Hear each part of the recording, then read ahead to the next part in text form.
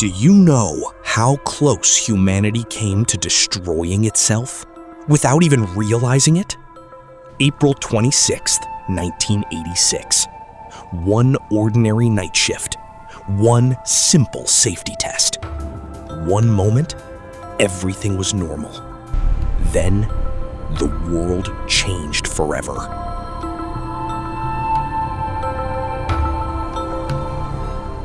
Pripyat, Ukraine, Soviet Union, 11 p.m., April 25, 1986. The city is alive with Friday night energy. Young couples stroll under streetlights. Kids ride bikes past the brand new Ferris wheel that hasn't even opened yet. In the distance, the 4 reactors of the Chernobyl Nuclear Power Plant glow softly, symbols of Soviet progress. Inside Reactor 4's control room, the night shift has just taken over. Shift leader Alexander Akimov, 32, young operator Leonid Toptunov, 25, and deputy chief engineer Anatoly Dyatlov, tough, experienced, no nonsense. They're running a routine test. What happens if the plant loses power? Everything feels normal. The power is down to 200 megawatts. Some safety systems are turned off, just for the test. 1:23 a.m. They had no idea. The reactor was already dying. 1:23 a.m. The test begins. Power surges. Power's dropping too fast! Keep going. They push the emergency shutdown button. Control rods slide in, but their graphite tips make the reaction explode. The core goes supercritical. A thunderous boom shakes the building, then another. The 1,000-ton concrete lid blasts off like a cork. A fireball shoots into the night sky. Radioactive graphite rains down like burning snow. The reactor, it's still intact, right? 3.6 Rontgen. Not great, not terrible. He had no idea the dosimeter only went that high. 1:26 a.m. Fire alarm. The first firefighters race in. No radiation suits, just helmets and coats. They see glowing chunks of graphite on the roof. One kicks it, another picks it up. We saw graphite scattered about. There must be an incredible amount of radiation here. We'll be lucky if we're all still alive in the morning. They climb the roof anyway. Radiation. You can't see it. You can't smell it. You can't taste it until it's too late. It's like invisible poison pouring from the broken reactor, tearing through everything it touches. Meanwhile, Pripyat sleeps. Kids wake up for Saturday cartoons.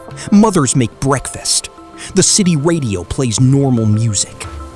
No one tells them anything. The plant operators are already vomiting, skin turning red, but they're told the reactor is fine, just a small hydrogen explosion. By dawn, 28 firefighters and workers are dying inside, their bodies literally falling apart. And the fire on the roof keeps burning, graphite at 5,000 degrees. The silent killer is already drifting north, toward Europe.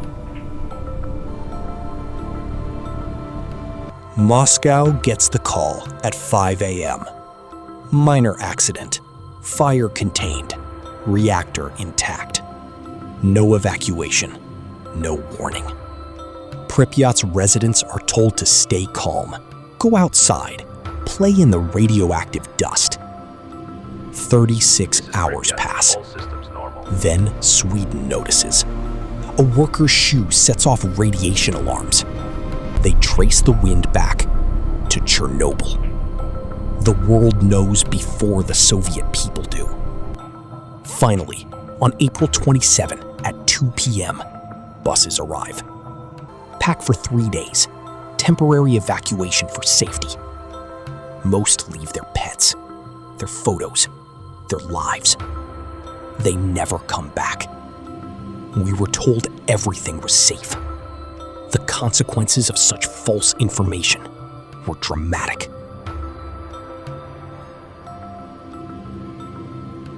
The world needed heroes. 700,000 liquidators answered the call. Firefighters who climbed burning roofs knowing it would kill them. Miners who dug under the reactor with no protection to stop a second, even bigger explosion. And 3 men who became legends. May 6th, radioactive water floods the basement. If the molten core hits it, Europe could be lost. Alexei Onanenko, Valery Bespalov, and Boris Baranov volunteer.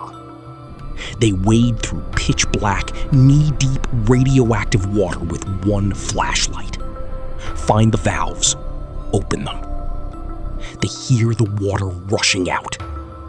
We heard the rush of water, and in a few more minutes, we were being embraced by the guys. Hundreds of liquidators died young. Cancer, heart failure, bodies buried in lead coffins. They gave everything, so the rest of us could live. The reactor was finally entombed. Pripyat became a ghost city.